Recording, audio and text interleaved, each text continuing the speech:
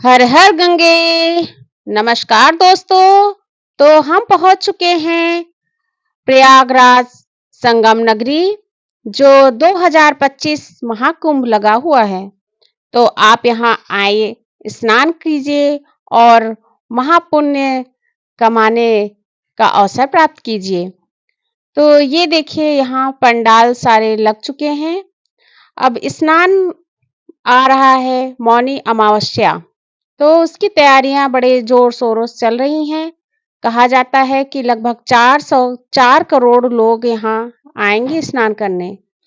तो यहाँ पे देखिए, हर जगह खाने पीने की व्यवस्था बहुत अच्छी है, लंगर चलते रहते हैं और रहने की भी व्यवस्था बहुत काफी अच्छी बना रखे हैं, फ्री सरकारी तौर से। तो जिनके रहने की व्यवस्था नहीं है वो वहाँ रह सकते हैं।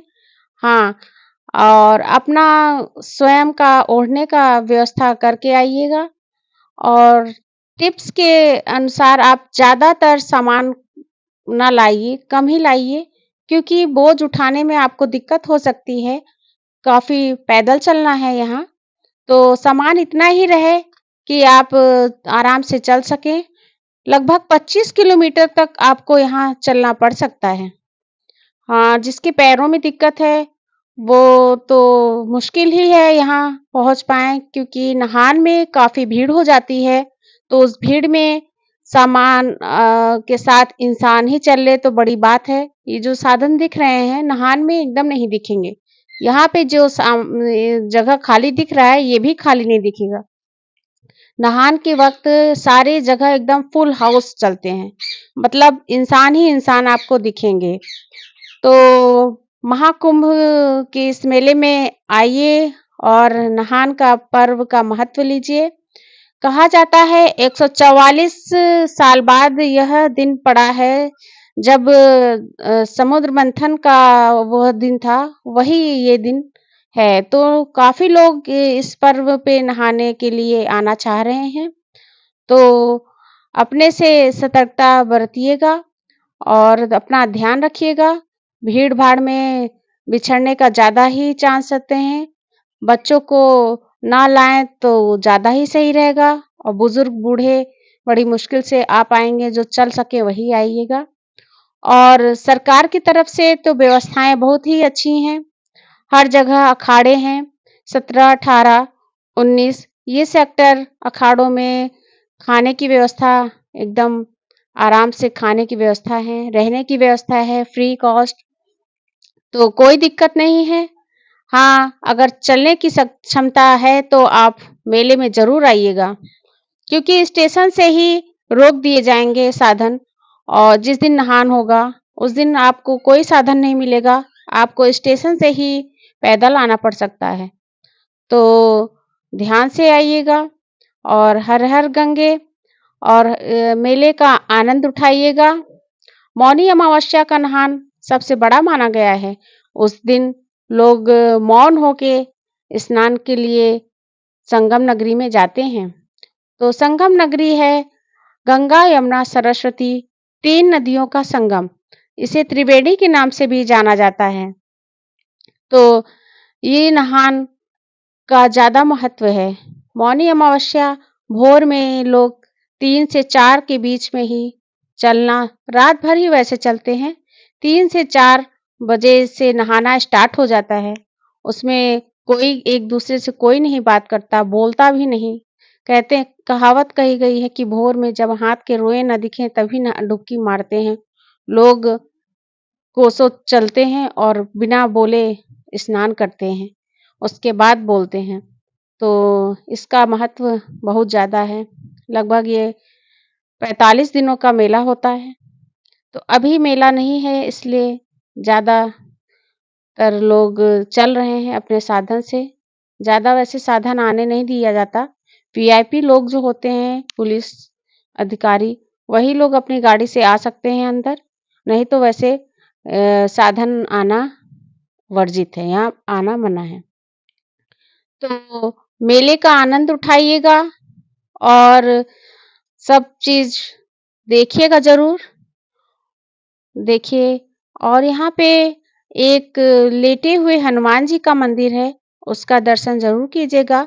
संगम के सामने ही जस्ट एक किला है, उस किले के पास में ही नीचे बड़े हनुमान जी, लेटे हनुमान जी हैं, उनका दर्शन ज़रूर कीजिएगा। क्योंकि ये लेटे हनुमान जी आपको कहीं भी नहीं मिलेंगे, सिर्फ़ वहीं इलाहाबाद, प्रयागराज में ही उनका दर्शन होगा। और एक किला है, किले में ज़रूर जाइएगा, उसमें वट वृक्ष है, जो कहा जाता है कि उसकी जड़ें कलकत्ता से आई हुई हैं और वो जड़ से यहाँ पे वट वृक्ष उसका बना हुआ है।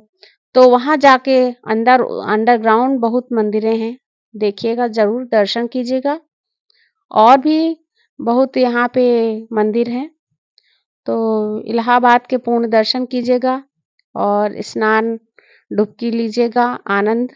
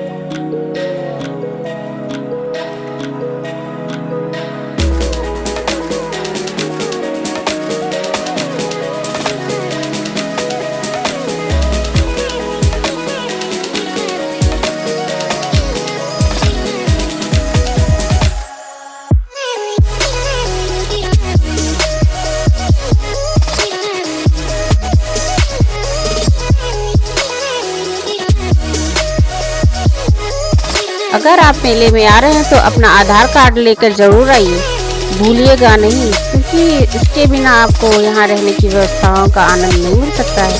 आधार कार्ड बिना बाहर कभी ना जाइए। यहाँ पे आपको फ्री कॉस्ट लंगर चलता हुआ मिलेगा। ये सारे अखाड़ों में सभी को फ्री लंगर चलाया गया है। तो हाँ, आप लंगर ज़रूर खाइएगा, पर अनाज की बर्बादी एकदम ना कीजिएगा कि ये सोचेंगे फ्री का मिल रहा है तो चलो खाओ और फेंको। तो जितना खाना है उतना ही लीजिए, अनाज की बर्बादी ना कीजिएगा, क्योंकि बड़ी मेहनत से अनाज मिलता है। तो लंगर समझ के फ्री का मत सोच के फेंकिएगा।